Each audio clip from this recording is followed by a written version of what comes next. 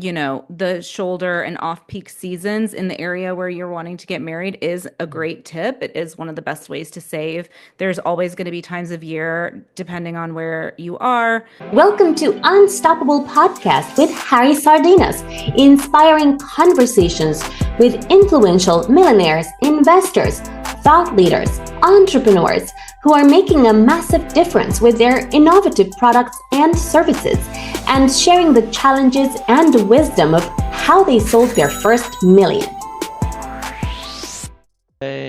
For brides, hold on, that want to have a wedding affordable, which is what you specialize, because if Yeah. we're talking about unlimited budget, that is something different. But also, what would be the priority?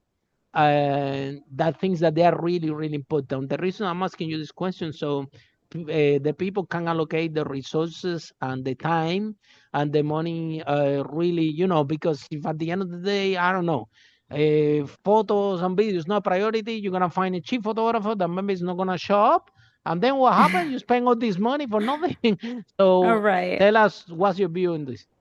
Well, one thing I will say is no matter what type of vendor you're hiring, definitely make sure to find publicly available reviews for everyone because that will give you an idea of like their professionalism and their track history and all sorts of things like that. So that's just a quick caveat. But when it comes to like priorities for couples who are on a tight budget or like really want to find ways to do it affordably, the best place to start, honestly, is number one, like you have to figure out what you can spend. Like that is priority number one. Figure out what you actually have in your savings, what you and your partner can save over time to add to that wedding budget, and think how long, seasonally. I guess this would be number two. If I'm Like very how tight, how can I do it with yeah, 10K? Can I do it with 10,000?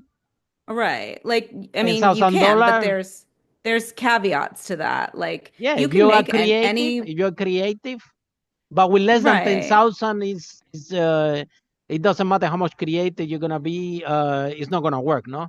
Well, we actually have weddings on our website. We publish real weddings every week where the couples share their budget breakdown, and the majority of the weddings that we feature are actually 15,000 or less. So we do have a lot Wow.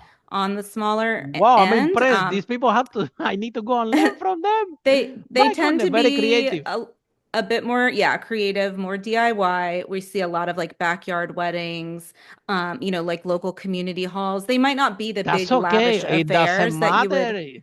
Wow, expect. 10, 15,000. I love these Yeah. numbers. Yeah. So, I mean, start with the budget, figure out what you can have, Mhm. what you have to spend, what you can save over time.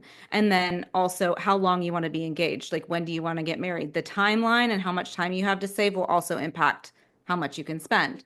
Then, third, I would say your guest count is one of the biggest factors when Wow, it comes to interesting. your costs. Interesting. Um, yeah. I would say So, the venue, but you're right. First is the guest, because if you don't know the guest, you don't know what venue you're right. So gonna.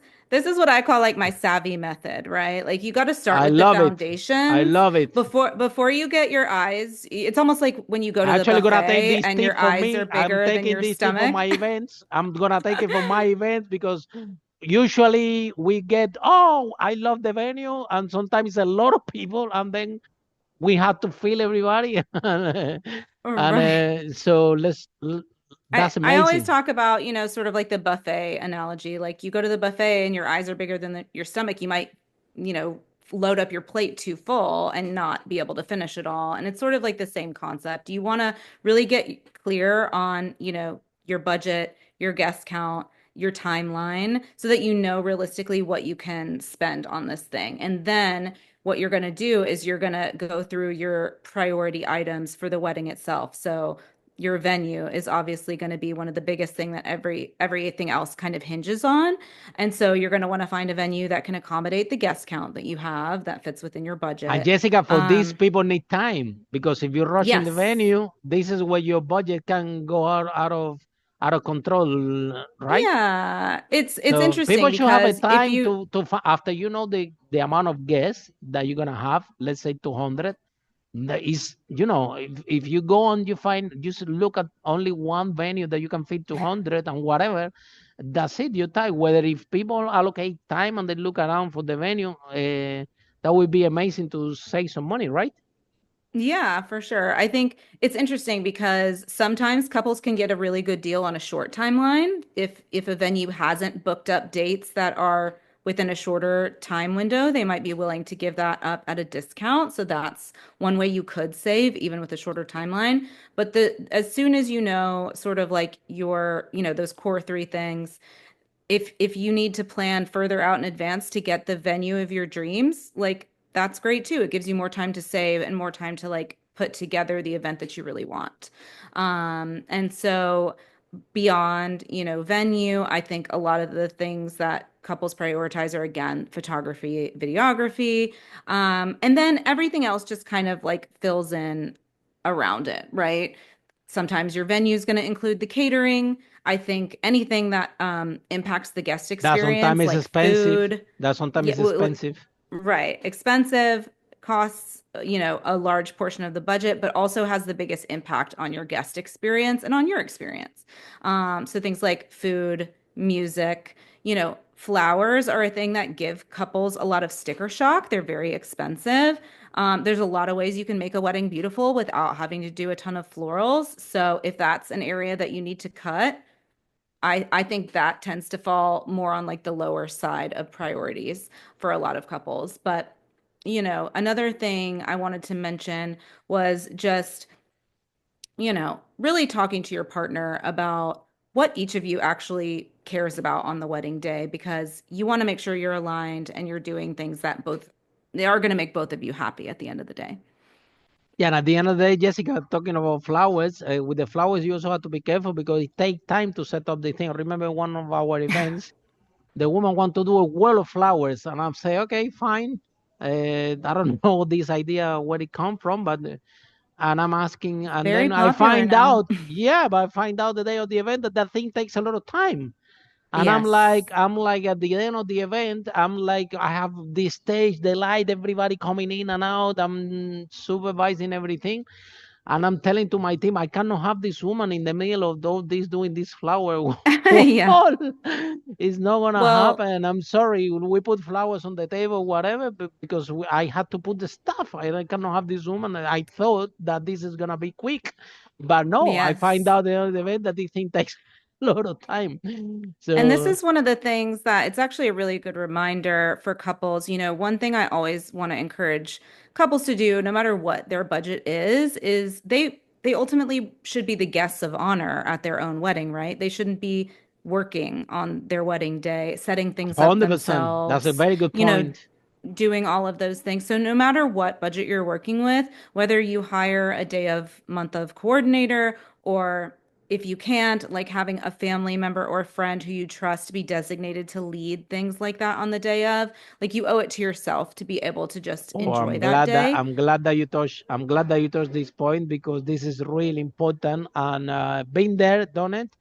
And Yeah. wow, last galas that we did, we have an event manager with us, and oh my God, our life was so easy because Yeah. we used to do the events and manage ourselves at the same time, and you have to speak, manage the event and everything. It's too much, but somehow we start to work with an amazing friend that have experience managing large events, and he was there managing the event, and I was talking to my girlfriend. I said, I can't believe that this event goes so flawless. What is missing? I said, no, what is missing is that when you don't have 100 people talking, Harry, Yeah. I why, mean, where I put this? What should I do with this? What I, all the things that we used to that deal with the gazillion thousands of questions, they were all disappear because the event manager was so in this case, wedding coordinator. So I think, yeah. I Jessica, mean, that they are professionals. They're used to managing timelines and absolutely. logistics and You setup do not, and, for a wedding, you do delegating. need if you need to cut a cost, don't cut that one. Yes, Don't I because totally, your totally day is agree. gonna be a nightmare, and then again you're gonna be look exhausted in your photos and everything because a lot of things happen, and also how to deal with adversity. I remember the wedding on my sister. It was um, in Miami, right? And then we are there in this room where all the boys stay. I don't know how you call this. I don't have too much experience, but anyway, I was there with my friends, with the family members and whatever. We need to be there, all the boys there, and it was no water, and we are Oh like, no. what?